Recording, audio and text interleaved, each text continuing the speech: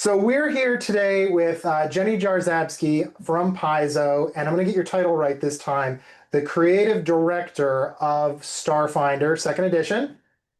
And we love our Paizo games, so we're so stoked to talk to you today. Yeah, thank you. Good to be here.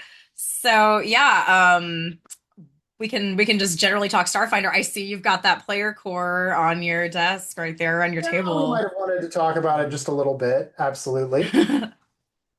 But if it's okay, before we get into Starfinder, we kind of wanted to know a little bit more about you because we love people's like gamer origin stories and the journey. So I just love to hear about like early on, what are things that really got you into gaming, like early in your life when you just started getting into it? The tragic backstory. No, it's not. Oh no. It's actually not tragic at all. So as a kid, I always was one of those people, like one of the kids that wanted to play like pretend games well after it was considered age appropriate, at least by my peers, to do so. So I was that kid that at like, 12, I was still running around like, we're My Little Ponies, everybody. Like, let's use our powers together and like fight evil. And just I've always been doing that. Like I was always taking on like storyteller roles, and like kids would come to me, the other kids, and be like, what do we play?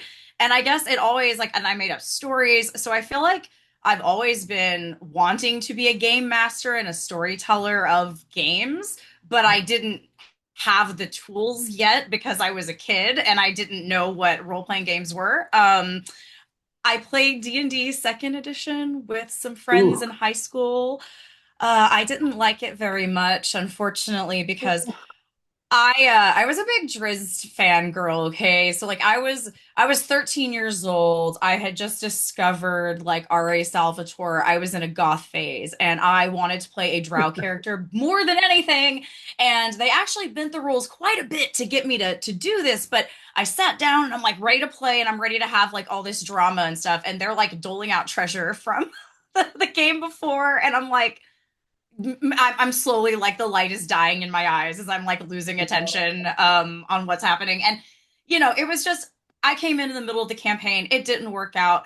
I didn't try it again till later when a coworker wanted to run a Pathfinder game for me and some friends. Ooh, And there we go. Mhm. yeah, and then that was kind of like love at first play. And I started getting more into games after that because I met more friends who were playing. And yeah, so that's how I got into role-playing games, like tabletop, is just kind of very gradually like finding my way into places with other people that, liked role play and enjoyed those types of things, and then finding a place. I've done some LARP too, like when I was a teenager, especially. I LARPed for a while. I'd go out to the park and hit people with a foam pool noodle on top of a PVC That's a rite pipe. of passage, right? Yeah, absolutely. We made the seed balls, we did the lightning bolt. Like I did play a druid, so I did actually do like the lightning bolt, like throw a thing. Like I'm not kidding. There actually is video of me on YouTube doing that, but I won't give that away for free. So people would have to like really search that up So if I they did want do to see.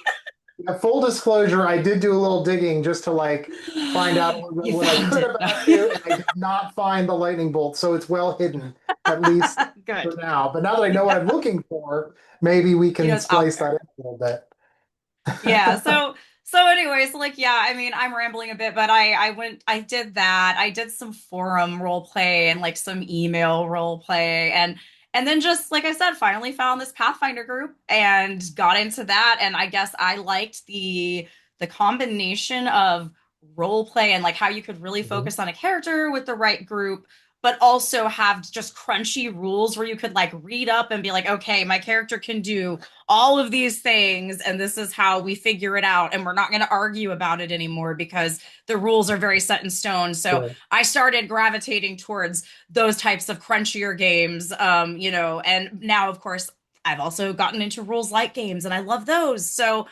yeah, just got into games, never looked back, and started going to conventions. Decided to dip my toe into writing. Started doing contract writing, like doing freelance for Paizo and some other really little third party like D&D and Pathfinder publishing companies.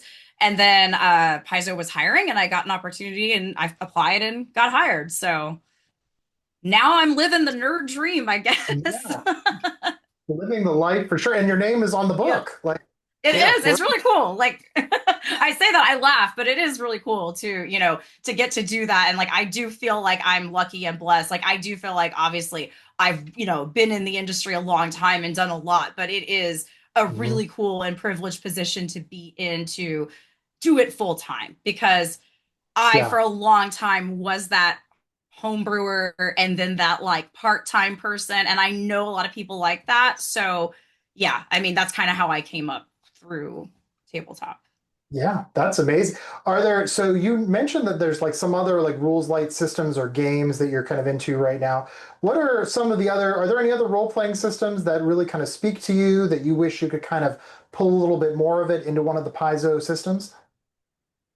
There's a lot. I really like so one that I really like recently, not Rules Light, Lancer is really cool because I really like mechs. I've been dabbling in Lancer. It's really cool and I would love to do like what they do with their character creator on CompCon. You can go on their website. It's extremely user friendly and just like Oh scroll yeah. through visually all these options and make a cool character. It's very customizable and again mech based. I really like and I like a lot of how they do combat.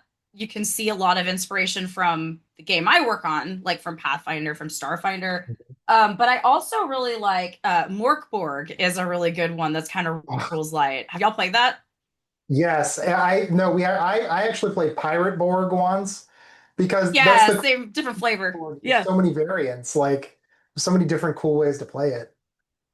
Yeah, there's I also like also Cyborg. Yeah, yeah, for sure. I really like that mechanic where like every day you roll dice and see if the world ends. Like just super zany kind of. As somebody who spent like my entire RPG career doing like longer campaigns, it's neat that you just do like little one shots and little arcs and everything. So very cool. Yeah. Yeah, and What's just your there's a lot too. I mean, I also just like how simple it is to pick it up. I was looking at okay. my shelf over there. Girl by Moonlight is just one more I want to shout out. That one, that's Evil Hat. So I would actually say like a lot of games from Evil Hat are really interesting to me. I would say check them out. Mhm. Um, but yeah, Girl by Moonlight is great because there's actually mechanics in it for things like flashbacks and Oh, very character neat. realizations and things like that are not typically in Roll20 games, and I think that's cool. That's the and that's the one that's based on like it's loosely, well, maybe not loosely based on Sailor Moon, right? I because I think I've seen people Yeah. play that. Yes. Actually, I can grab it. I'll show it Oh, off. I'll advertise another book. It's fine. sure. So Girl by Moonlight, it's also really pretty, but Oh, it yeah, has yeah. it's inspired by Sailor Moon, but also like Madoka Magica. I would say there's a mecha version in Mhm. here. So if you like Escaflowne and like Oh, yeah. Symphogears, things like that, if you're nostalgic for those types of anime, it is kind of like an anime like vibe. It has that a lot of those themes, but it's just the idea is, gender neutral. You don't have to be a girl by moonlight. You can be a boy Right. and be, whatever. But the idea is, you take on a role, and there's different roles. Rather than classes, it's kind of like archetypes who have different tools they can use in the story and powers, of course, they can activate. And it's very much it's a lot of shared storytelling, which I think is Mhm. cool. You're encouraged to essentially build a world and build a script kind of with your group, and then you look at it as like the season of a TV show, right? Like you have Yeah. episodes and you think about arcs, and I think that's really cool. And that is something I've been trying to take back at least to adventure development in Starfinder, because I think we have to, we think about what works well at a table might be different than a TV show, but we all know that the way that works, where it's still performance and it's group storytelling. And honestly, being the GM is hard. So why not share the work and get the people more invested in your game?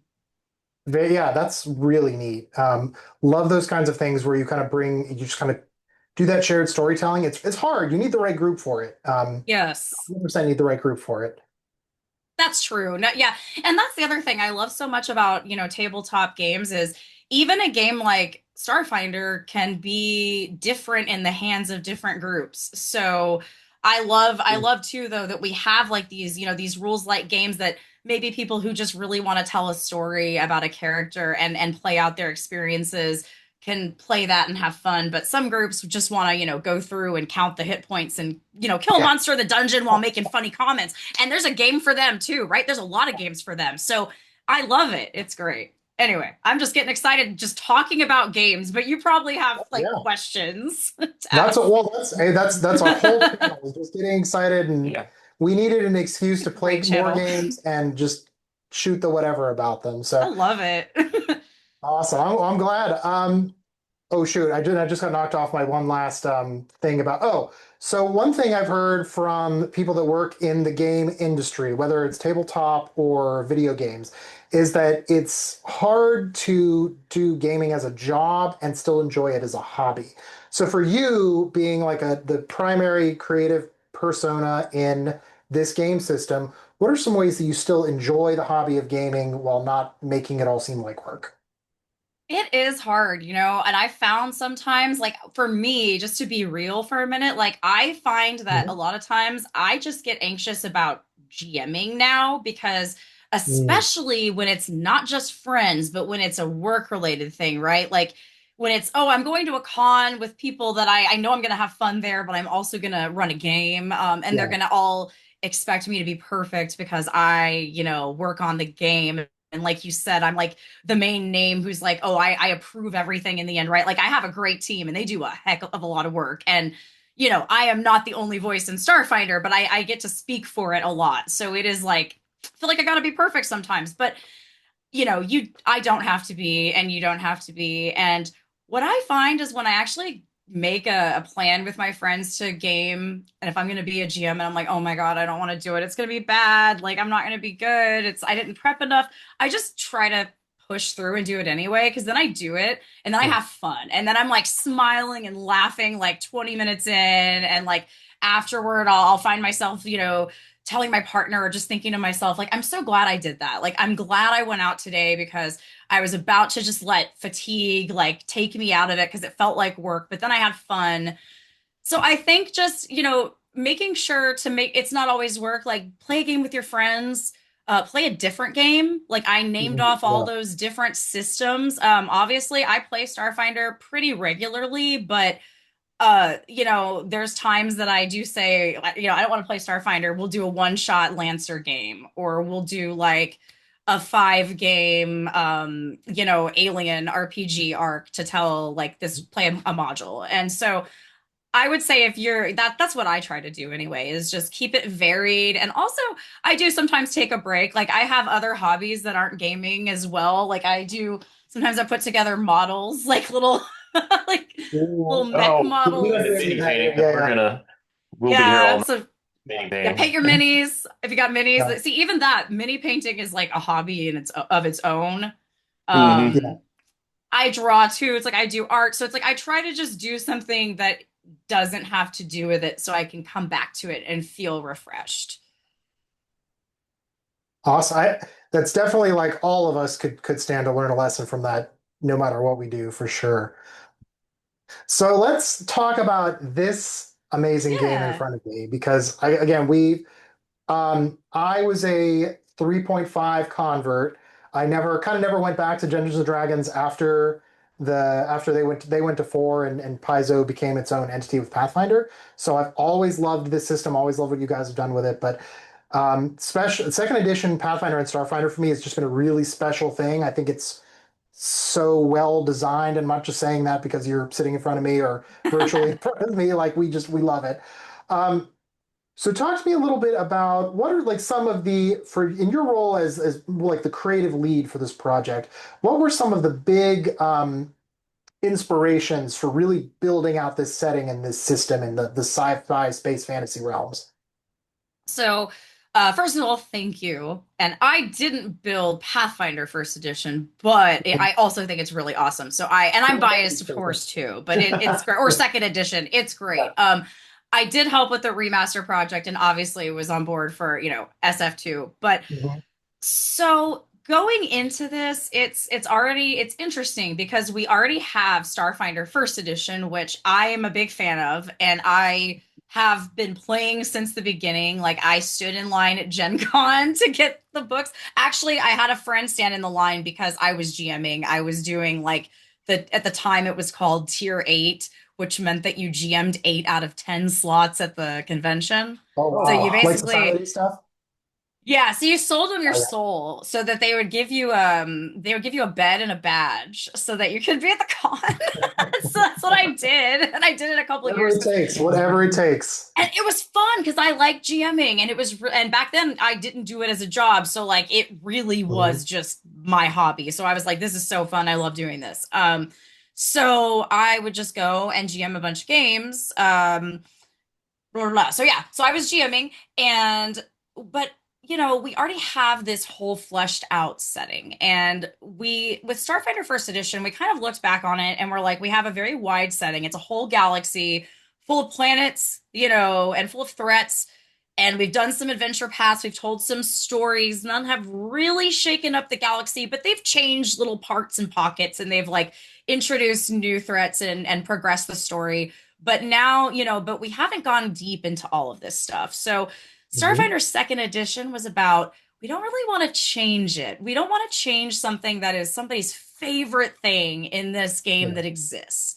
But obviously, we don't want it to be exactly the same. There's got to be like time passed, adventures happened, like, events happened. Like we had the drift crisis if you were a first Yeah. edition person. So like we can't say that everything is the same. We wouldn't just want to put out like Starfinder First Edition all over again. We need to update that. So we were definitely using the first text as a heavy inspiration to make sure that we brought that forward and preserved its essence while updating it and adding new things to it to appeal to like new audiences and just the old audience that's like, okay, well, what's new? Like, what's new about 2E?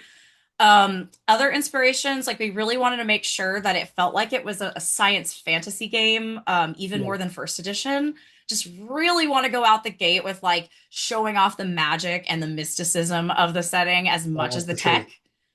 So Yeah. we're very inspired. Like I'm inspired, like I said, I am inspired by a lot of anime. So things like especially like Macross and Gundam. Like I like a lot of mecha stuff, a lot of space opera. However, also we are also inspired by, what I would consider sci-fi classics like Star Trek, obviously. There's some Star Wars gets in there. I have a teammate who's like really into Alien and he runs a lot of like Alien RPG. Yeah. And he always comes up with the most like twisted, dark stuff. Like, and so it's like he's into that. So yeah, just like a lot of inspiration. And that's just on the team. Then we have freelancers who we bring in from time to time to work. Mhm. So there's just so much going on that leads to what a lot of people call a kitchen sink setting. And I used to hate that Yeah. term actually. Like I would hear people say that and I was like, ew, that sounds gross. I don't like it. But it means like everything and but the kitchen sink, right? Yeah. And it's like but it really is. Galarian of Pathfinder is like this as well. There is something for everyone on that planet. Like there's a Wild West world. There's a magic undead world, area. There's, you've got a crashed spaceship where there's technology and barbarians. You've got, forever French Revolution land. Like there's so much going on It Galarian. sounds like either the best or worst Yeah. Disney park ever, depending on the Yeah. perspective. And that's Galt, of Definitely course. But musical. like you've Yeah. but and then you've got like this cool magical jungle, and like there's elves there too, like Mwangi expanse. And like there's just so much going on. And Starfinder is like that as well, but it's also in space. So like it's even bigger. So we really do just have so many, like I couldn't name for you all the influences that are in our game. Like the answer is probably yes. Like we're trying to put something for everyone in there, but also we want it to have a central identity. So what we're doing is starting with really spotlighting the packed worlds because Mhm. we see that as kind of like the cultural core of the game. Like if you're in the game, you're probably from the packed worlds or well, right now you're visiting there and then, we're going to start like going out and like finding more out. But yeah, it's just pretty much everything. Awesome. So one of the things about first edition that was neat was some of the like adventure paths or the small like arcs. They explored like different areas of sci-fi, like which is why sci-fi is cool because there's so many different kinds of stories that get told. Like Yeah. Signal of Screams was kind of like a space horror kind of path, and then your Against the Iron Throne was more of like your classic like Star Wars Against an Empire. Are there Hmm. any of those kind of like classic sci-fi themes or tropes or space fantasy kind of ideas that didn't get explored in Starfinder First Edition that you kind of want to really dig into in second? Ooh, that's a good question. Without revealing future AP plans, um, so we definitely were thinking about that, like Galaxy Guide. We identified some of those themes. Like it's not an exhaustive list. You've got it. Yeah, we Yeah. identified like the genres, right, of like what we think are Starfinder adventures. I think we hit most of those in some ways because APs, especially like 10 to 20 level APs, which is like what we did in the past more often, they tend, you don't want to hit one note, so they tend to go through a lot of different themes. So I feel like we hit everything because we did have horror. The one thing is I don't think we had enough of like true space opera APs. That's the one thing. I'm talking myself through it. I feel like I would like to see another big like we're in our starship squadron or we're in mechs or both, and Ooh, we're yes. fighting a war, or some kind of galactic stage like this, whether it's the swarm or it's Aeon guards, like some kind of, or Sahedron guards. Aslanti is, they're doing that nonsense these days. So I feel like I would like to see more of that, and we probably will see more of that. But yeah, people listening, if you haven't looked at Galaxy Guide, I would look at it, because if you look at a lot of those adventure types I talked about and see ideas in there, you might start to get hints at things we're planning. Just saying, because we've Awesome. had some we've been seeding some things, but some also might surprise you. Well, now I'm going to be like a Taylor Swift fan, and I'm going to rip through that whole book looking for Yes. subtle clues, and then I'm going to compare them to numbers. Are there any numbers that you particularly like that I should know about that like We're maybe gonna the have fifth? to up our game. Yeah, if we're doing the full like Tay-Tay thing, it's like, oh man, I'm gonna have to figure out ways for the team to really put stuff in the books. But no, we do often, like, we plan and we think about ways to put Easter eggs for things of like that we've done or that might be coming, Mhm. or we put sneaky little text at the end of books. Like, it's just, I don't know if everyone's aware of it, but we have fun with stuff like that. So glad That's it's appreciated. Oh, for sure, for sure. We love a good Easter egg, right? Nice. So one of the things you just talked about was something I was thinking about too, which is the idea of like the space opera, space battles, mech battles, Gundam kind of things. So I Yeah. think one of the biggest departures from first edition Starfinder to second was the lack of starship combat, which was present in first edition. Can you tell us a little bit about kind of how that decision-making process worked to take it out in the initial launch, and maybe do you have plans for what's next in the space combat area? Yeah, that's a good question, because it's funny. I did say that, and it's like, okay, but we can't even do that right now. We did make the decision to stagger the way that we release Starship Combat with the Mhm. rest of the core rules, because Starship Combat in first edition was one of the most contentious things. Like, people loved it It or was they hated divisive it. for sure. A lot of people didn't like it that much. I found that if you had a group that really knew their roles and they were used to playing with each other, it went smoothly and it Mhm. was fun, but it could be really bad in organized play. It could Yeah, be rough. It yeah. could be rough. And especially if you have a new player, just think about it. It's like if you have a brand new player sitting down, they're already trying to learn this character sheet and roll with the punches of what's happening. And then you're like, okay, but now we're going to take our starship stations and we're going to take out a whole other character sheet. And if you're lucky, the GM had printed out like a reference for you, but otherwise you have to go and look in the book. And it basically, Starship Combat in first edition, I thought it was fun, but it was a different game. You started playing a whole different game, right? And so we thought going forward, we definitely don't want that to be the case. But so we need to develop the base game first. We want to make sure starships can work on the using those assumptions where you're somehow using your character sheet.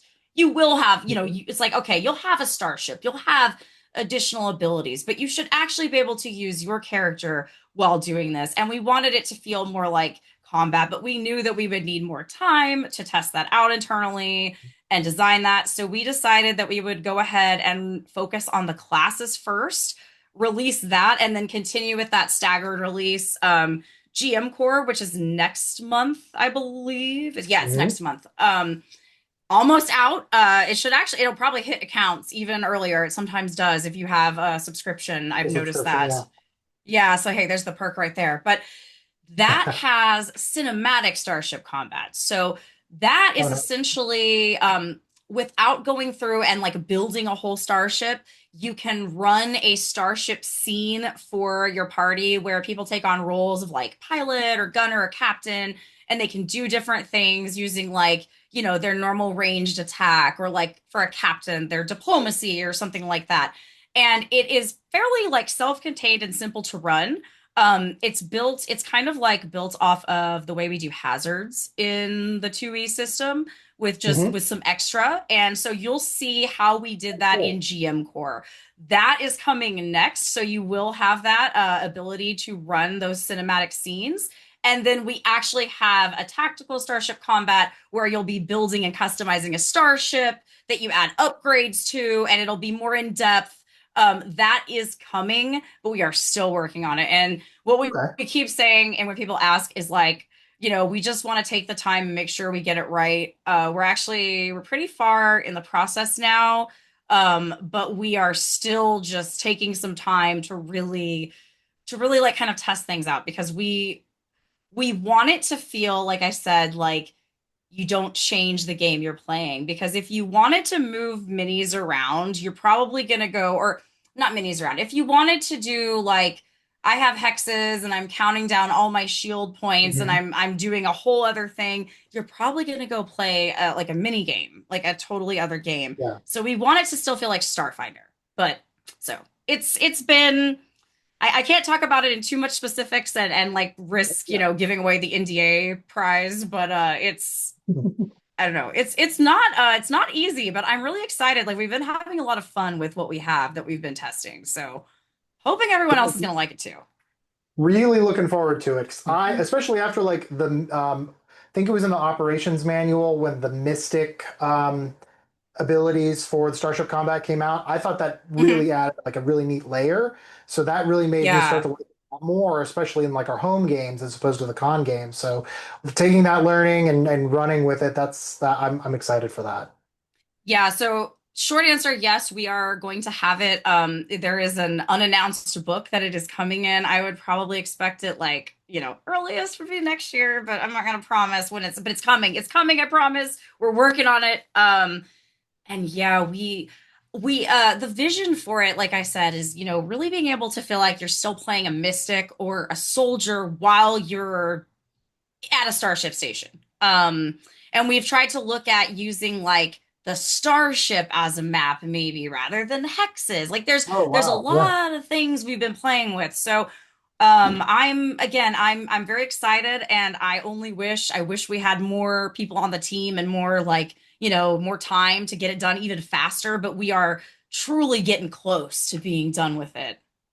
So I know folks at home are like, okay, I want to play it. And I'm like, I know, we're trying. But we decided on the staggered release for better or worse. So I think y'all are left waiting for just a little while longer on the starships. Yeah, I mean, I've gotten so used to streaming services just dumping everything all over me all at once. This Maybe we should have done is just such BS. Like, why would you do this? This is so anti-consumer. I know. And it is hard because, there are people legitimately who don't want to invest in it until they've seen the whole thing on like Nethys. And I love Archives of Nethys. I'm so glad that exists. But they don't want to get it until they know that it's really what they want or that it's complete. And so that's been the thing to balance with Okay, and also like teasing the fans too hard with, well, but we've got to get these releases, these releases got to keep coming out because, we've announced there's a new edition, we know that people aren't going to be running out to buy all the SF1, although that it Hmm. would surprise you. But we need to start releasing. So that's why we ultimately, it's like kind of a more of a business decision, I think, than a creative one. Okay. Because like if I had my way, we probably would have just dropped the whole thing, right? But Right. would we have been able to pay my team for all this time? I don't know. So I'm so that's kind of what's behind it is as always, it's like money, it's the root of all evil, right? Like just As as one of the MBAs who's ruining the world, I apologize. I'm sorry for being a suit, right? yeah, dang. So Hey, at least you, you're aware. No. yeah, I try and balance it out as much as I possibly can. But hey, if you need anyone to external to help you do some testing and sign NDAs, you have my email Heck address. Um, yeah. so you talked a little bit earlier about, and this is another thing I was thinking about, the kind of like the transition of Starfighter First Edition being more of a sci-fi system to Second Edition being more of the space fantasy, where you really get into like the magic and the mysticism. And one of the like criticisms I heard from some people about the system was that magic was really not present as much, right? Like the magic classes just never felt great. They never felt like Mhm. powerful. My biggest disappointment in Starfighter First Edition was the Witch Warper. Like I just never knew what I was doing with that class. But the second edition Witch Warper, now that we're leaning into it, is so much better and cleaner. I just love it because it feels like a distinct class. Um, can you talk a little bit about like the decision making towards making that transition to like more of the space fantasy magic, mysticism, and all of those things rather than being like a much more of a tech-based system? Yeah. So when I actually was a freelancer for Starfinder, before I ever was hired, one of the first things I wrote for first edition was it was one of the first 10 scenarios for organized like for Starfinder Society and organized play.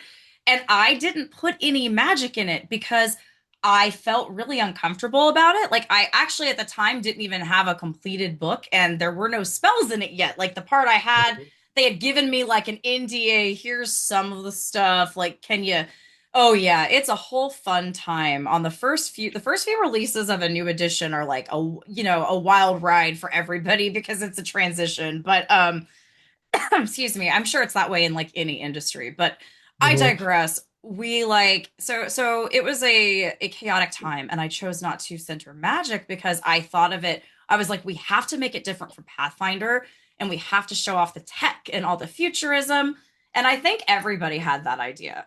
And I think that we lost it a little bit until we got into like Galactic Magic. There were some really good later books, like even the Drift Crisis, like the APs that came out of that, like Drift Crashers and Drift Hackers, both had a lot of really wild, like magic stuff going on. And Starfinder Enhanced did improve, I think, like the Witch Warper and some of it made the magic classes, it gave all the classes a little more oomph Yeah. and a little more options, right? But yeah, we saw that and we didn't want that to happen again because at the end of the day, if you want hardcore sci-fi, that is not Starfinder like because if you want to be a simulationist, those people are going to be like into Traveler or like they're Mhm. going to go play Battletech, they're not going to even play an RPG. They're going to play a war game maybe or a video game.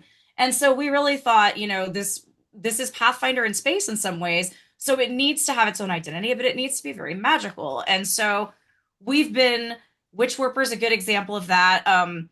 We felt like no shade on the past design, and like I did a lot of work on some of these as a freelancer as Mhm. well. But I feel like Technomancer in first edition was kind of wizard in space Mhm. because it had to be because there was no wizard you could play. But in second edition, you can play a wizard. You can literally be a Pathfinder wizard, and GM Core will have even more advice. There's an anachronistic adventures chapter that talks a little bit about what to do if you're playing a Pathfinder class in a Starfinder game, like how you can make sure that's not a bad experience. But you can just do that. So we can let Witchwarper and Technomancer be totally weird, different classes, like you said. Like you felt like Witchwarper is totally unique. the Technomancer playtest is out, but spoilers, we're actually changing it quite a lot. We designed it. We Ooh. tried, the person who designed it tried some really neat but niche things, Dustin, and he's Mhm. actually since then had a little bit of an epiphany about, especially with the feedback we've gotten about how he wants to rework it. So we've been cooking a little bit, and it's gonna get a facelift, but it's gonna using the feedback we got. But we just are able to not make it just a wizard, and I'm excited about that because magic is like one of the coolest parts of a tabletop because you can just be like, oh, my Yeah. character does whatever weird thing. Or some people love to have like that big spell list, right? So Mhm. gotta lean into that fantasy. Yeah, I know it was disappointing coming from like Pathfinder where you've got your 8, 9 levels of spells and a lot of diversity about what you could do, and then trying to just be spellcaster in Starfinder First Edition where you've really only got four. And it was Yeah. just sometimes it felt like you were a less effect, like a super less effective operative that sometimes you really got to shine when the right spell came along. So I'm super pumped about some of those changes again to make them feel really distinct and really like useful all the way around. But I'm almost a little disappointed about the Technomancer changes because I was going to play we're starting Murder in the Metal City next week, and I was going to play the playtest Technomancer, but now that I know it's changing a lot, maybe I'll try something else. Well, I don't know how much exactly it's going to change, but it is going to have some changes to it. So Okay. it probably, so that's up to you. You could even play it and then see what it's like as opposed to the final version and be that person that's like, no, because it's actually funny that you mentioned Witch Warper. I was in the group that I think cursed the first edition Witch Warper. I was in a Oh, wow. group where at the time Thurston Hillman was running a live play that I was in with some other folks, and one of our fellow players was playing a witch warper. He was originally a technomancer. The play test came out and he switched. He convinced Thirsty to let him switch, and we did this whole Mhm. like explanation plot episode where we went to another reality and he got lost and his other self came out as a witch warper. And he was so effective and annoying to as a like just power busted character that Thirsty compiled some feedback about that and gave it to Owen at the time, who was in charge, and was like, "Hey, Owen, just letting you know, you might want to tune that sucker down just a little bit. That was kind of wild." And Owen was like, "Okay, sure." And then I think it got tuned. No, no shade again on Owen, but I think it got tuned a little bit. So I jokingly always blame this person for breaking the witch warper now, but. But Oh yeah, no, so see we've now I know who to blame. That's good. And yeah, I have exactly. the email address of somebody connected to them, so even better. Yes.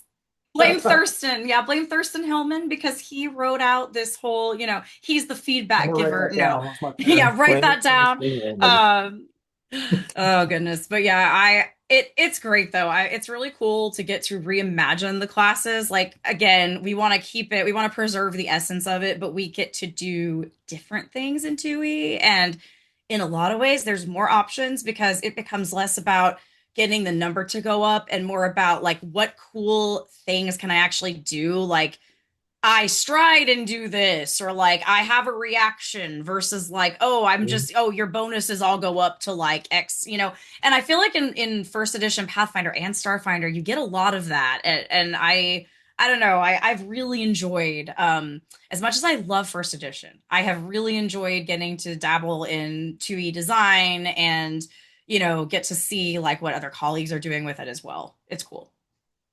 Yeah, one of the things about first edition Pathfinder that wasn't great was that there was often like a feat and equipment tax. Like you had to have a cloak of resistance because Yeah. everything was tuned for you.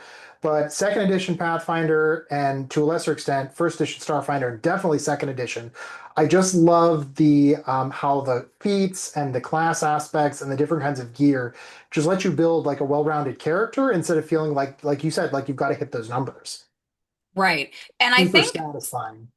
yeah, and that's it because we want it sometimes leads to us deciding to nerf, I use quotations or Mhm. like say, oh, this is very powerful. This will be a must check. Like this is what you Yeah. would have to take. Because a lot of times we'll come up with an idea that's very cool and powerful and fun, but it's how would you ever choose anything else? It's too good. So something like that has to either become like a core feature that you're just getting like as part of the class, or you have to either bring up other like, bring other things up to match it, or you have to like kind of nerf it a little to match the Mhm. other options so that people do, they don't feel like they have to take that or they'll be ineffective because, nobody really wants to like do no damage or feel like I can't do anything, I never hit or whatever. And but that doesn't really happen in Pathfinder and Starfinder 2, except when your dice betray you, which is like a lot. But I Yeah. can't do anything about that.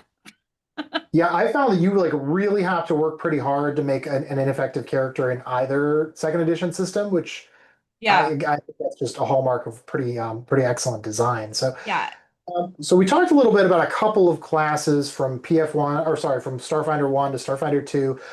What are the like, are there any classes and or backgrounds that like you kind of latched onto that you really wanted to get your hands in and have a big influence on? Yeah, so I kind of did. So a lot of what we all did passes of everything. Mhm. I wrote some of the original. Well, I wrote a few feats here and there, and I did passes on different iterations of pretty much all the classes and all the ancestries. But I did a lot. I wrote pretty much all of the backgrounds. Dustin did some of Okay. them and other people, but that's like a lot of my work is like really thinking about, the backgrounds and like tying it all together with the themes and like the setting. So a lot of you'll see a lot more in GM core. And things that I really wanted to push forward again are just really I want to center the packed worlds first and just kind of really zoom in on everything packed worlds related, right? Because there's just so much right here.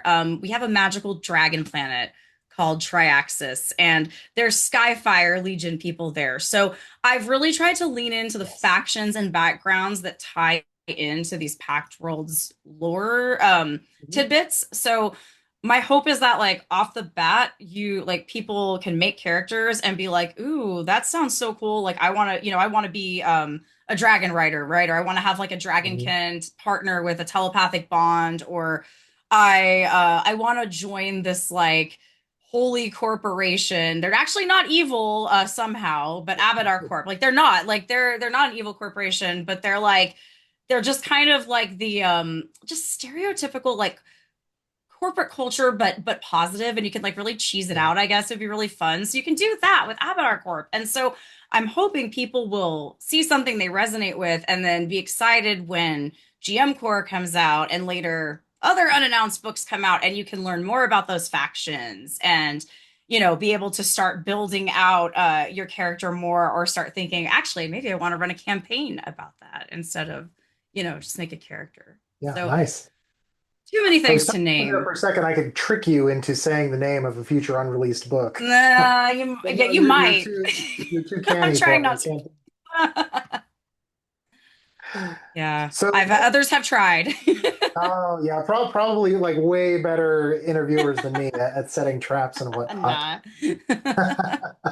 So one of the things you talked about a little bit was feedback, and both the feedback that originally screwed my potential favorite class, Witch Warper, Yeah. and just like the overall play test and how the Technomancer and mechanics have gone so far. Could you give us a little bit of insight as to how um, Paizo kind of like takes and actions some of that feedback to make sure that like you're keeping your core mission, but you're still kind of responding to things players are finding? Yeah, so we look at all of we actually do read everything. Not every single, I would say not every single person read every single word, but most of them did. Because we did like a meeting where we were reading through a lot of the comments and at our own Hmm. pace and making comments about it, and taking notes. So typically what we'll start with is we'll like go through and we'll notice that a lot of the things people brought up were things we noted as like, could this be a problem? Or, we should watch for this in the playtest. And lo and behold, like somebody said, I don't like this, or this is too powerful, or this is not powerful enough, right? Like that's a lot of what you see in the playtest is like, I want more of this. So we do review everything and we start with what we know is common ground between like our ongoing internal notes and like what people ask for because that's easy. And then when it comes to more contentious things, like it's really just looking at, the volume of comments, like how many people are asking for this, or is this a clearly somebody who just has a really specific niche interest in this one thing and they're like really for some reason I don't know. They're just really passionate about it, but I don't think it's gonna, it hasn't come up in any of these other like experiences Mhm. versus is everybody's complaining about this. Okay, so then maybe we should look at changing it. And it's a balancing act. I generally find that it's easier. What I've been taught as well by people who've done this job before me is it's a lot easier to put out something that like you could go a little bit more, like you could put a little more into, and then make it like power it up. And it's always easy for us to say, Yeah. oh, they want this to do more. Okay, it can do more as long as it doesn't do too much more so that it would break the whole system. So yeah, it's hard. We don't like to do things that are seen as nerfs. We do have to, we feel like Mhm. we have to sometimes just because of a lot of feedback, but we know that half the people ask for it means the other half of people will probably be sad because they enjoyed it being overpowered. Yeah. So it's like we know we're never going to please everybody, so we do take it into account because we know that these are the people that are buying. Hopefully, they're buying the book, they're playing the game. We want y'all to want to play this game and buy it and enjoy it and keep it on your shelf for years. But at the same time, we do have that vision for it. So and we do internal games too. So yeah, we just have like a few meetings where we just really discuss it and it's led to us play testing certain solutions and then saying like okay this is how if we kept it like this versus if we did what these three users are suggesting, right? Even because honestly our sample sizes aren't huge. We might have usually it's like a few thousand people might respond, but we're not going to have that many long responses, so we just or that many people giving long responses. So yeah, it's it just kind of is a it's a process and I hope that we get it right for y'all, for the people playing Yeah. the game.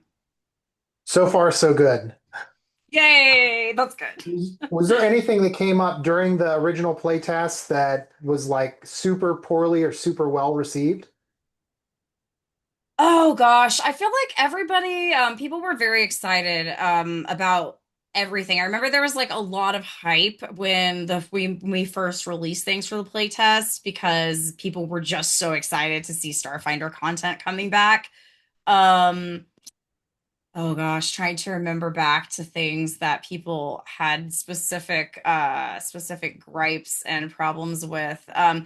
Actually, there's been a few things, not so much like not liking or liking, but we've had a lot of playtest questions where people are like, we don't know how this works, or like we couldn't figure this out, where we've added things like something we Hmm. added in a recent book. We added, I say a recent book in the core, we added the traversal trait, which is all about different types of movement functioning just like walking. So like if you can like do a backflip and or move through an enemy while you're striding, or overrun an enemy while you're striding, you should also be able to do it while you're flying, if you have fly, or while you're Yeah. swimming, right? And so, but it was things like that. It was the play test saying, what the heck is up with Barathu? Because they float around, but like, so can they fly?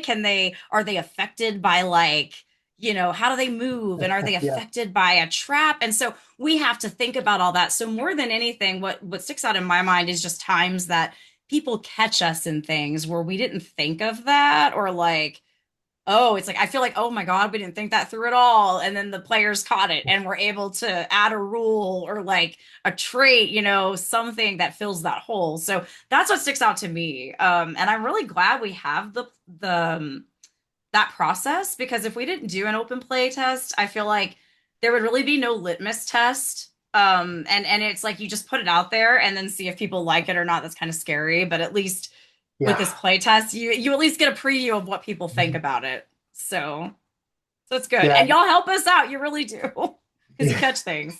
We try. And I'm a product guy. profession, so I get that. Like it's tough finding that right balance. So, um, we actually had another one of our hosts show up who's normally off camera because he doesn't want to be famous. Um, wait, Hey, I saw the hands. Um, so I want to, since I've been talking quite a bit, I want to ask my co-hosts if there's anything that you guys want to come in with that you're thinking I about. came in just in time to hear that Witch Warper is much better, and I agree. I've been playing a Witch Warper in Society so far. It was awesome. Oh, nice. I'm glad. So I've definitely got some questions I want to ask. Just as a I'll be admittedly the new player at the table, I think. Yep. So I've played some Pathfinder and Pathfinder 2 but this will be my first go around in anything Starfinder related. Is there any advice you have in transitioning Ooh. from Pathfinder 2E to Starfinder as a just from a like whether there's like a specific rule that you think is super cool that's different, or if there is any advice you have even just on like character creation, background character creation. Yeah, so you can do, with going from Pathfinder to Starfinder, the base rules are the same. So you already know how to play the game. You're just going to add a few new things to your knowledge base. So you're going to get to use a couple new skills. Basically, you're adding in piloting and computers as options for your character. So all the skills you already have, you've got technology now. You want to keep that in mind. And even though, like I was talking about, we have the cinematic starship combat scenes are coming out next month, or sorry, yeah, next month after. November, whatever it is, in GM Core, whenever this book comes out, I'm the worst. I should really know that, y'all. But y'all called this games and drinks, so I was like, this will be a little more casual, and it is, don't worry. But whenever GM Core comes out, you'll get those. Sorry, no, I just like lost my train of thought. Y'all, I'm so sorry. What was that future book Um, called again? it was You're not gonna get me. You're not gonna get me just because my brain shorted out. You are not gonna get me with a future book. Um, oh my gosh, I'm so sorry. Can you just like I had a brain fart. Can you repeat the question? Yeah, just if you had any advice on like character creation or anything of that nature, just for somebody who's coming new into the system. Yeah, I'm so sorry. Okay, so I started rambling. So you're gonna get computers and and piloting.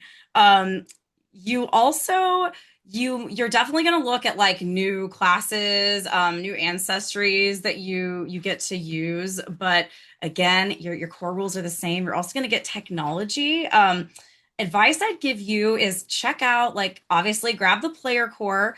You'll notice though, if you've been playing Pathfinder, that there's actually a lot of gear in that book. In Pathfinder Player Core, there's not really items in it, right? Like it's mostly most of the items are in GM Core, but because this is like the sci-fi-ish game, like it's sci-fantasy, but it's sci-fi, it's like that futuristic thing. I always think about like Borderlands and games where you can like grab guns and like have an armory, and we really wanted that. So you're gonna have probably more access to equipment unless your GM is mean to you. We've been trying to put even more gear into adventures so you have like options. So familiarize yourself with like some of the guns and not just guns. There's like space swords, there's doshkos, which are these big like energy blades with three prongs that Vesk use. So yeah, like you already know how to play the game. You just get more options. And that's the advice I'd give you is just start looking through it and see what weird art calls to you when you're making a character. Like, we've got those. I was talking about Barathu and how they float rather than fly. They're like these floating gas bags that they edit their own genetic code and they can merge Yeah, I saw when they them. get They look higher very cool. level. Yeah, they're weird. But there's also like, there's cat people. There's also androids if you just want to be a robot person. There's so many options. So just like let it inspire you and then dig in. That would be my advice because there is a lot. But you also don't forget you have Pathfinder options. So you could be like a dwarf and be a dwarf soldier. So don't forget about that. You don't want to do Well, that? Your GM says no, maybe. No, I'm gonna live out my Deep Rock Galactic fantasy. I mean, okay, Yeah. okay. Yep. Rock and stone, No, like rock and stone. I'm excited because I'm not running the Starfinder stuff. One of our other guys is running it, so I get to play, and I'm stoked. Yeah. Pathfinder, I usually end up GMing, but this time I get to take a little break. Yeah, Oh, it's Nice. all right. You'll My like society character is a floating brain witch warper. Yeah. It's freaking awesome. oh, contemplative. Hell yeah. So yeah, there's just look through Player Core, look through Galaxy Guide, see what weird stuff appeals to you. Yeah, the it's unicycle nose, the Bantrid. Yeah, Bantrid, they're coming. They're coming. They're gonna come back. Yes. Well, that was a goal of a friend of ours, our friend who's GMing actually. His goal was to make the fastest character on no legs. He was going to try and make a Bantrid that can move over 1,000 squares per turn. Yeah, the Bantrid Solarian. Yeah. He got pretty darn close. He got into the high 100. It was good. Yeah. Yeah, it's or a more. I wanted to make a Morlama character in Society because I got that Morlama boon. Yes. It's like be a walrus, but I just ran out of time. Yes. Well, we have more. The cantina is still open, as we've been saying. I don't know if you caught it, but at Gen Con, we did let it slip at a panel that we're going to have Galactic Ancestries coming out next year, which is the next big book of playable aliens to add to the collection. So a lot of those y'all just mentioned to me are going to be showing up there and more. Awesome. Even more there. But yeah, and you know what? If you want, we were talking a minute ago about advice for Pathfinder players. Coming out in November when GM Core hits, you are also going to get a whole chapter called Anachronistic Adventures. It's directed more at GMs, but players can certainly use that information as well, or they can talk to their GM for advice. But it gives some more guidance about what happens if you do want to do a time traveling character. Or if you just want to say, I want fighters, like they're not a time traveler, but maybe I want a Vesk fighter and not a Vesk soldier, right? Or and how do I do that? What do I have to be looking out for with gear and all that stuff? So there will be even more advice coming as we get through this progressive release for how and tools for mixing and matching, if that's for you. You said Deep Rock Galactic. Y'all should make sure you play Guilt of the Grave World. Ooh, Guilt of That's the other campaign that is going to be run, unfortunately, with none of the three of us sitting here playing. Oh no! Well, maybe you have to watch or like have to do your own. We're gonna live vicariously through people who will hopefully watch this video. Play maybe for sure. Yeah, that's all. They're playing it. Yeah. Yeah, if you want to live out a Deep Rock Galactic fantasy, the beginning of that, you definitely will get to do that. So, and then it gets wacky from there, but it's fun. So check that out if you like We'll that. probably say rock and stone too much and just annoy the crap out of each other. Yeah. Probably. I mean, that's what it would be. It does dive into one of my favorite parts of Starfinder that the first edition and the second edition core have like a lot of like tasty little tidbits. Eox is like super fascinating. An entire world populated by the undead, and the fact that the corpse fleet has no air on most of their ships because they don't need it. Like this is the stuff that attracts me to Starfinder. Corpse fleet is like still one of the coolest concepts in Starfinder. I love the corpse fleet. Well, it's like the boogeyman. It's one of the boogeyman forces that's like out there and like shows up in an adventure path briefly. But apparently in Guilt of the Grave World, they're like a major piece of it from the blurbs that have been like copy pasted. Yeah, we're gonna have to figure out. I want to play Guilt of the Grave World, but it's cool. Maybe we can convince our GM. Yeah, hopefully. Yeah. Alas, like lives and families and all that garbage that takes us away from all of those things are overrated. Yeah, agree. Well, so just gotta get your kids. You know what? You just gotta have kids and get them to or get a family that'll play with you. That's it. You gotta get the family to play. That's how you do it. That was my gamer origin story is a stepfather who's trying to bond with us, and that's how all this happened. So it cost me thousands of dollars like over the course of my life now. So I don't how dare he? I know, right? To be completely fair, to Rick especially, he did offer his now wife, girlfriend at the time, the opportunity to hang out and play Space Rat with us at Starfinder at one point. She firmly vetoed. I did. can't believe with the sales pitch that was you can sit quietly in a corner, leave, or play a Space Rat, that she didn't take us up on that opportunity. She's going to be so happy you told that Yeah. story on this, Yeah. that's now on the channel. Um, so, I'm innocent. I just had a couple more things I wanted to ask you about. Yeah. You guys have anything else that you're wanting to? No, I just have one goofy question that we can save to the end. Oh, okay. So one thing I want to talk about, one thing I want to ask you about Paizo overall, right, is that we are kind of in a weird time. And one of the hallmarks of Paizo has always been the inclusivity of the company, right? Not only like the people that they bring in, but also how they present things like the Iconics. Like the Iconics are an incredibly diverse group in Pathfinder and Starfinder, not just of background, but of all different kinds of people. Can you talk to us a little bit about um, how that inclusivity helps you make the games and how it really helps you bring people to the table to play your games? Yeah, that's great. And yeah, you're right. It is a weird time, but Paizo does remain that way. At least, for me, I still work with a lot of diverse people, and that's Mhm. the great thing is a lot of the way that I will get in touch with people that end up writing or doing art for Starfinder that I approach or I send to the art director. I meet them at conventions, or I find them, online through like spaces where I'm watching like tabletop art or tabletop content. And I just naturally seem to meet people who are diverse. Like it's not all white people, and it's not all straight people, and it's not all like cis people. And that I feel like at Paizo, it is kind of a cycle where it's like we have a diverse group of people that are working on it. Like Paizo's always had like a lot of queer people in the company, and it always has worked with, different people, like not just the same three people making Yeah. everything. Like they've always worked with freelancers.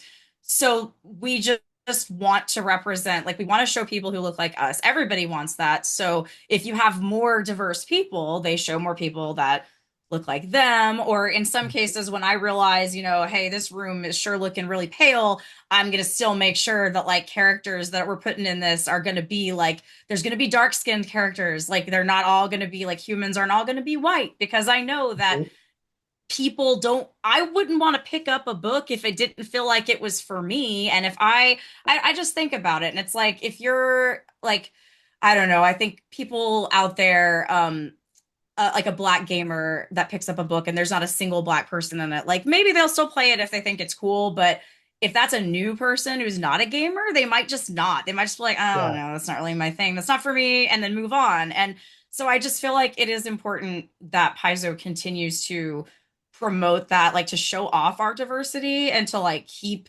looking for diverse voices to join us. And we do, and we are trying to keep doing that in this time, because it is, I don't know, we're all in this together, y'all. True And story. we're all like fundamentally the same. Like we're gamers. We just want to play a game and have fun. And we all have really cool stories to tell. Like before this meeting, before we went live, we were talking about K-pop demon hunters, and Yeah. like you couldn't you couldn't make that without having like Korean writers and Yeah. artists and models and singers, right? And act like you can't do that. So it's just, I don't know. It's just very important. Diversity. I'm just so glad to see more people's stories, and I want to make sure that Paizo and Starfinder stays part of that like solution to Mhm. just showing off like everybody's stories and everybody's perspectives, not just one type of perspective. Um, and in Starfinder, it can even be weirder because there's aliens. So there's like stuff that doesn't even exist on Earth. So we can think of all these Yeah. weird cultures that aren't like actually attached to reality, and make up, like just pick some weird traits and make some stuff up. And then, you have people of all these different real world identities making this together, and it becomes a completely different thing that isn't exactly like one real world concept. So it's Yeah. like this imagination construct. And I just love that. I just think it's cool. You mean like, unicycle nose creatures? Yeah, Mhm. like that. Yeah, that is Monorail the type result of of a Yeah. bunch of weird people coming up with ideas together. Yeah. It's what it And is. I think it's really neat in this kind of system too, like that with with a really diverse group of people, we can. I find sometimes in some like sci-fi media, especially like old Star Trek, culture got really boiled down to some really kind of homogenous or tropey or stereotypical kind of uh, just like norms. Like, we go to the Roman planet. This is the Roman planet, right? And it's how this person who wrote this understood it. But if we've got Yeah. those people who grew up in different cultures, we can do callbacks to them that are done in a really like neat, respectful, inclusive, encompassing kind of way, rather than just taking like the top three, common stereotypes about something and throwing it into a different uh, sci-fi background. So I think that's really neat in this kind of setting. Yeah, I love that too. And I do really, that's one thing that I am proud of about working at Paizo is that like that, inclusivity and diversity are Paizo's values as much as a corporation can have values, but it's something that like all of our, our leaders like of the company share and have said like, these are our values and we all the staff agree like that is something we want at our company culture Mhm. and we want definitely our readers and the players and everybody to see that like yeah everyone's welcome like and there are all types of people involved in the art and stories and game design and rules at Paizo. So Mhm. And it's neat because you're the second person that I met at Gen Con that I got a chance to do like a deeper dive in on the channel. And it's just neat hearing the different stories about like how did I get into this hobby? How have I become to make it a profession, and how do I kind of keep going through in the future? Like, it's so neat the different kinds of people that you come across gaming, just this goofy hobby that we do in the basement. yeah. I And, know.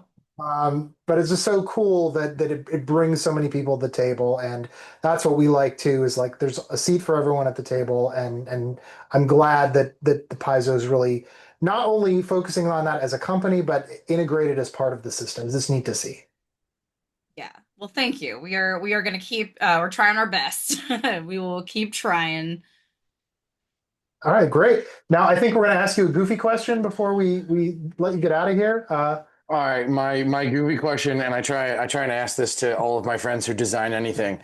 If budget constraints and IP were absolutely not a factor, what would you add to Starfinder? For example, one of my friends who made a video game said that if budget were not a factor, he would hire Yoshitaka Amano, the artist from Final Fantasy VII, to do his game, or rather, the artist for most Final Yeah. Fantasies. He does like the really cool background art. So yeah, if budget constraints and like IP absolutely were not a problem, what would you add to Starfinder as your like final boss type of deal?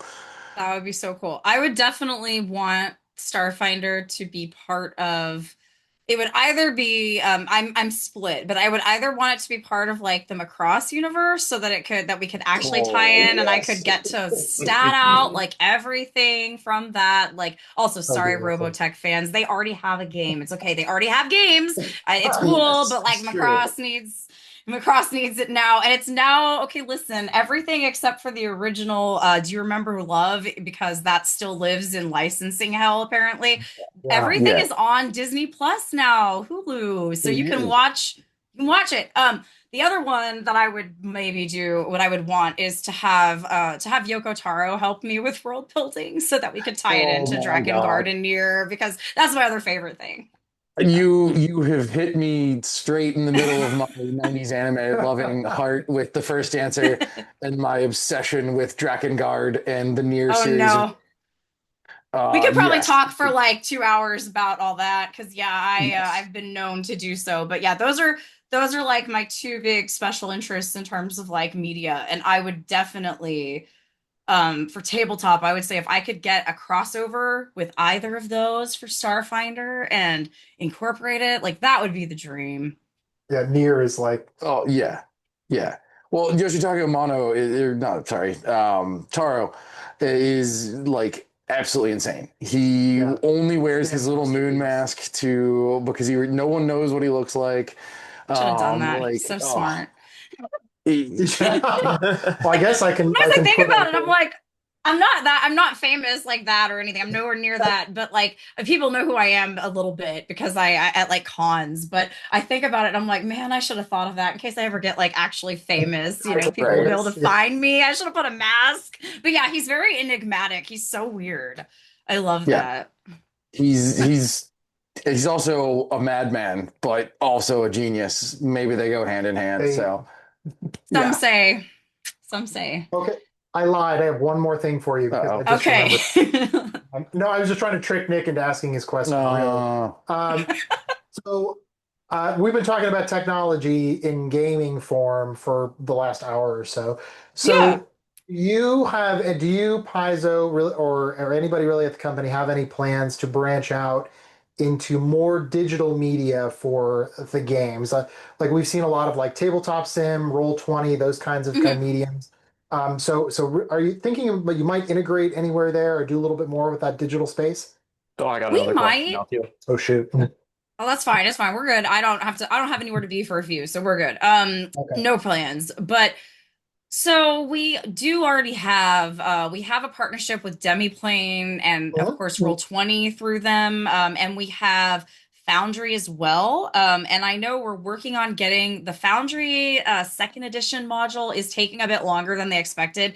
And they're a volunteer team, so it's like there's some weirdness where it's like we wanted to try to like infuse it and get it done, you know, like, hey, what can we do to help y'all? But Oh yeah. right now I think we're trying to figure out how we can help volunteers, you know, and if we can, what we can do there for them. But also, if anyone listening likes to, I don't know what they do because I'm kind of stupid about technology, but like, you know, if you want to go code Foundry and you think you can, they probably need help. But we probably, I think we will do more because we have seen a lot of positive response to table or to virtual tabletop, and that's kind Mhm. of one of the things that helped us through COVID. Like, to be Yeah. real, it was an infusion when we needed it. Having Foundry and Roll20 and, you know, other partners that did digital stuff like really helped people keep playing when they couldn't always go out and play. So yeah, I don't have any plans to announce right now, but I know that it is something we're always looking at. We're looking at right now, pretty soon. Hopefully, we're going to be launching our new website. That's a project that's been like a Ooh. couple years in the making. nice. Excited for that. Hmm. Well, I Very mean, exciting. I don't have dates they're yet, but launching. You guys are launching effectively the ultimate digital version with the Starfinder actual PC game too. Oh So yeah. Paizo yeah, definitely that's true. seemingly has the eye on the digital space. Yeah, so we definitely are. We're definitely open to that. We've been liking like Paizo has been liking a lot of like collaborations with people Mhm. lately. Like Mhm. we've done like what you mentioned, the video game Afterlight with Epic Tellers. That's the, you know, the company that's doing that game. We have that collaboration with them that's been going really well. It's been exciting, and I can't wait to see the, you know, the final product coming out. And then we've worked with now Digital Extremes. We have the Warframe adventure, the Yeah. tie-in I saw that's coming that. out. I think that's also next month is when it releases. So Yeah. I'm I'm excited. excited. That's Yeah, exciting that's really too. exciting. As a Yeah. Warframe player, when I saw that, I was like, wait, what? Yeah. Hold on. So some Right, of John. it is, you know, we've got plans, but also like I don't know if anyone who's listening to this, like in case you are somehow someone who has an idea for that, you know, you can always call us because we're definitely looking for more and open and receptive to moving into the digital space. And we may have some plans of our own. But yeah, it's Great. definitely part of gaming. I still like to Yeah. game at a table, Yeah. but I play a lot online too. Yes. 100%. But if you could give me like my the Star Wars style holo tables that I could play on, Oh, that would be so I'll buy the cool. Oh crap my out of God. that. Yeah. All right, man. Yeah, I'll some let you. of So oh yeah. we've a a renaissance of sorts of CRPGs in the video game world. I was just curious with what we've seen with the collaboration between Paizo and Owlcat Games for so long. That seems to be such a close partnership there. Is there any plans to bring Starfinder into the CRPG universe?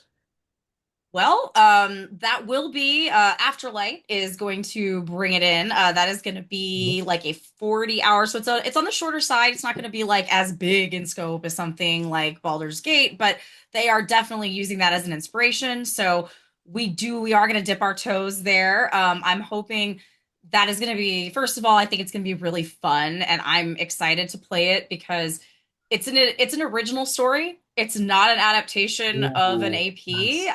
nice. They're writing it. I'm approving it. Like it's just I'm getting to just experience it. So I'm excited because I don't have to do anything. It's really, I mean, like really, it's Nice. great. I don't have to write it. So I'm like, yeah, just tell me what it It's is. like an executive producer credit or something, right?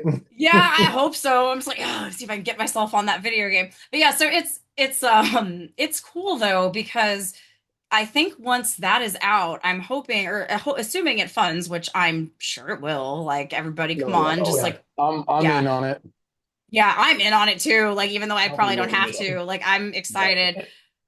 Uh, but I think once that happens, it'll also be like a proof of concept for people to see, like to know what Starfinder is. And I'm hoping that more people will also be receptive to wanting to work with that license, right? Like the IP of Starfinder. Mhm, Because right mhm. now it's like what you can say for Starfinder, like I love Starfinder. We all love Starfinder here, but if you don't know what it is, it's like if you're corporate or something, if you're like the corporate guy who has to decide like how to spend the money, it's like this is kind of like bargain bin D&D in space, and you'll be like, all right, whatever, let's just go get Guardians of the Galaxy or something. Like that's how you think of it. That's how you think of it. It's not that, but like I just think if you don't know what it is, you don't want to give it a chance. But if Yeah. we have a game that shows what Starfinder is without having to read a book, and people see clips and they see, the Yeah. ancestry is like even that trailer is like, hey, look how cool Starfinder is, for people Yeah, I that love didn't the crack the trailer. book.